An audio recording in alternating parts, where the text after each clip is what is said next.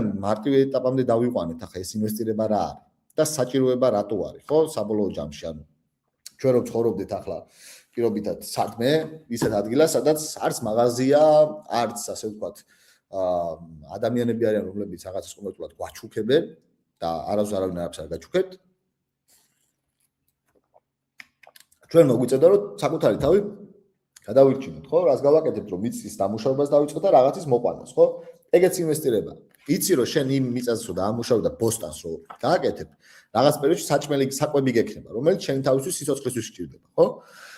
და ინვესტირების ნაწილზე როცა უყურებთ ხოლმე, ამას არ უნდა შეხვდეთ როგორც ცალკეულ პროფესიას რა.